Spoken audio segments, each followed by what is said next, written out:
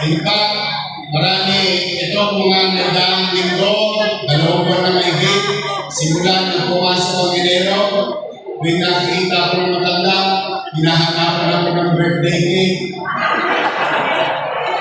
Wala na daw yung cake nyo.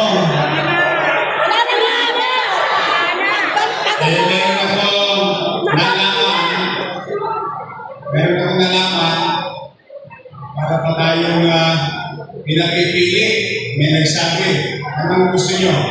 Cake o cash? Sabi ko naman, it's not about the money. The cake being given to our elders is showcasing ourselves as a government that naalala namin kayo. May pahipan man lang kayo. Hindi lahat ng sinyo may pera. Pero yung isang bata sa loto at sa loob ng iskinita, sa solar 80, sa kasuluk-sulukan, maramdaman niya ay naalala ng gobyerno ang birthday. Yung pera, madaling kitain, madaling mawala. But it is the act itself, yung action, yun ang pagbibigay ng kapapalaga. Eh ngayon, maghahalala, siyempre, kakalagay ng tao, cake o cash.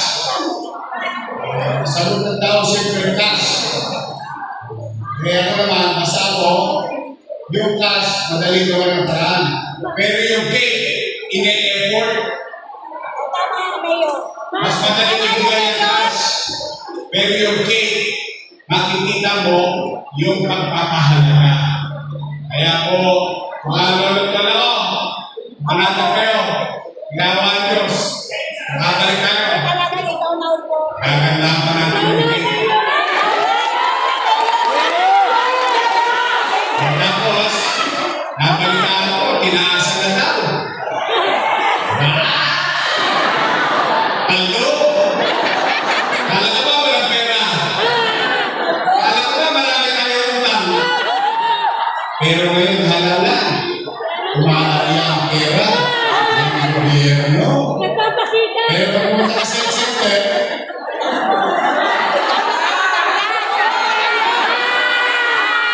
tama ba? Nakikita niyo yung logic? Talagang ginagamit nila yung salapi bilang isang uri na para kalawinin ang mamamayan. Eh, sagot naman ang ibang matanda, mga senior citizen, hindi mo kami madopologis. Tama na this. Gusto nyo na lang gawin 1,000, eh sana nung pagkukunin pa lang, hindi lang yung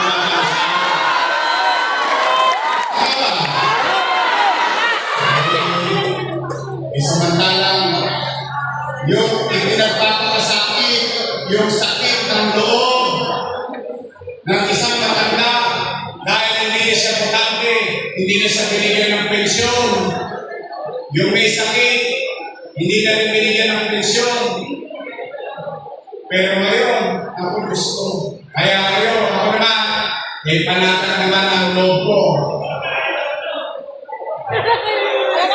Panatag naman ang loob ko. Picture tayo mamaya.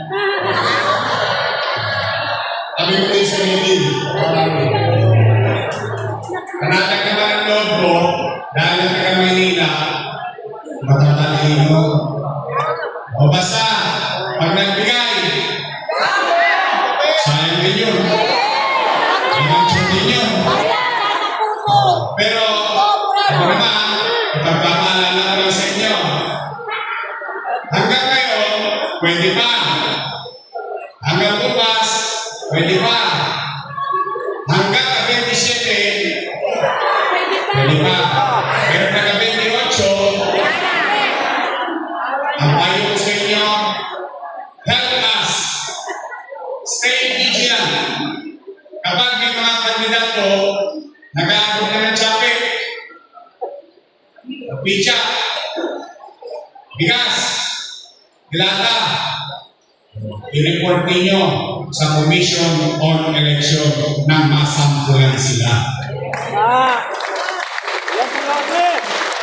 ibalik ninyo, huwag niyong ibigay. Kunin niyo yung dignidad ng pagiging batang Maynila. Maaari ko kailangan natin ang salapi. Wala naman tatanggi. Sino ayaw ng pera rito? Taas ang kamay. Sino gusto ng pera? Kasi kailangan. Tama ba rin? Ngayon, tanggap ka ng tanggap. Pero pagdating ng 28, 29, at 30, hanggang sa dulo, tulungan mo kami. Kami susunod. Susunod kami sa tagubilin at alituntunin ng Commission on Election. Kasi napapansin ko ang mga politiko na mingihasa na ipinagkakalandakan yung pera ng taong bayan ginagamit sa halalan. Nung araw, kinukubli yan eh. Nagkakanyaga ng araw, balo-balo, simplis. Ngayon, ano na? Napanood ko yung isang video, pero hindi sa syudad natin mo. Huwag ko sa isang matanda. Huwag ko sa isang matanda. Tuwin siya. Ginagawa niya kami timawa eh. Hindi naman namin kailangan ng pera. Gusto namin mapakinggan kung ano ang gagawin niyo sa amin. Nagulat ka. Sa kalagitnaan ng committee. So, sa atin, kung nagawa yun sa ibang bayan, hindi naman, kaya rin gawin yun sa lungsod ng Maynila. Masama sa kayo, may awa Diyos. Siguro naman, ito na kailangan mga dito ng aking mga gagawin. Nakita na nila. Kumbaga sa Liglinda, so, lumabas tayo. May pwede na. Basta ito ha. Una, yung mga nasimulan to, babahay. Nakita nila sa yung Federal Residence. Natayo? Nagagamit ng lao? Yung pera, inutang ko. Yung pinapagawa, inutang ko. Kasalanan ko yung utang. Pero nung ating limon, sila daw dito. Basta lahat ng pabahay, ospital. Galit sa puso mo yun. Pagkakalanin ko yung bilhin natin. Pera yun, hindi ko mo pera yun eh. Alam niyo ba may MRI machine tayo? Kita niyo? Hindi na maliwanag na reaksyon. Yung wala kayong idea, meron tayong MRI machine, may CT scan machine, 4D, yung ultrasound, ni 4D, yung ating sa mga babae, yung mammogram. Kasi pag umilag-tasikwent ka na pataas, kailangan regular ka na nag-mammogram. Lahat yun, nasa ospital ng Maynila. Ano yun? Hindi ko pwede ikubli. Binili ng pera ninyo. So, anong punto ko? Magaganahin ko yun. Papatakbuhin natin na mapakinabangan ng tao. So, bahay, eskwelahan, ospital, trabaho. Yung apat o what you call minimum basic needs. Katabi nun, mga nanay ko, mga tatay ko, ate, kuya, mga bahay Maynila, na nakikinig dito. Pumanatag kayo. Sa awa ng Diyos, sa tulong niya nakabalik tayo. Lilinisin ko ulit ang lungsod ng Maynila. Tama, Yorme! Maging maliwanag ulit! Malawa, kasi nangagugyot tayo ngayon. Totoo lang. O for example, yung truck nila, makakapasok na dito sa anong bayan? Ano gagawin ng tao? Magpipipipit, lalabas na ako pa. Tama nga rin. Anyway, basta nilinisin ko ulit ang lungsod ng Maynila. Yes, Yorme! Pangalawa,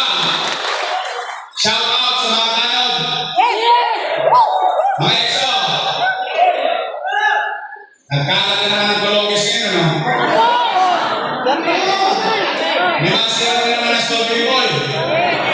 Bola. Snatching. Tama yun. Gabi, madaling araw, umaga, wala na pinipili. Yung mga kriminal na yan. Wala namang magawa yung tanod. Pag nahuli ng tanod, dadali sa barangay. Iba may medical. Problema doon sa medical sa hospital, kailangan doon naka-schedule. So, ibig sabihin, kailangan naka-schedule din ang huli natin. Hindi sabihin natin sa mga magnanakaw, schedule mo magnanakaw mo, ha? Tama ba? Kaya kung bakit, minsan, nawawala ng gana, yung ating mga pulis, yung ating mga tanod, bakit? RFI. Release for further investigation. Hindi mo naman makakuha sa barangay. May oras lang. Tama na rin. Nakakabalikan ka na. Ngayon. Matanong. Ikso. Yung mga duty kagawad. Kasi may ba may day duty. Manatag kayo. Ibabalik ko sa inyo ang gobyerno sa umaga, sa tanghali, sa hapon, sa gabi. May gobyerno ulit sa Luzon ng Maynila. Ibabalik natin ang kapanatagan ng pamumuhay sa Luzon. Ibabalik natin na yung pangamba ninyo, na mga anak ninyo, mawala, ma-snatch, wala pa, gabi na, hindi kayo makatulog. Ibabalik ko sa inyo ang kapanatagan habang nagtutulog kayo sa peligro ni Ora. Alam ninyo, sa isipan ninyo, si Yorme, nag-iikot pa, na may gobyerno pa sa Luzon ng Maynila. So muli, sa inyong lahat na narito, taos-puso ang aking pasasalamat, toskas pa kayo. Kayo ba ang toskas dito, ha? Abono pa. Pero maganda ito. Bagong liwanag ng Maynila. Alam mo naman, bagay na bagay kasi bibili mong Maynila. Buti pa yung poster nila, may ilaw. Yung kalsada, wala. Ay, dyan sa lado. Di ba?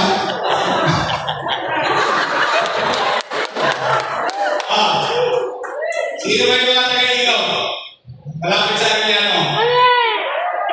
Sira yung kulay ninyo. Hindi mo naman sa akin, Chairman.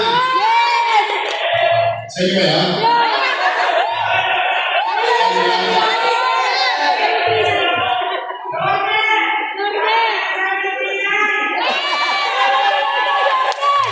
Maratag kayo. Nangyayon ko, Chairman. Gagawa natin yung kulay, magdadagdag pa tayo yung kulay. Kasi isang problema na pag may kasunod, limitado yung exit at awit ng Aliano. Tama ba rin? Sila is ready. Don't panic. It's alright. Again, nakumit na ako. So muli, sa inyo lahat, matanong ko lang kayo, mananalo ba tayo?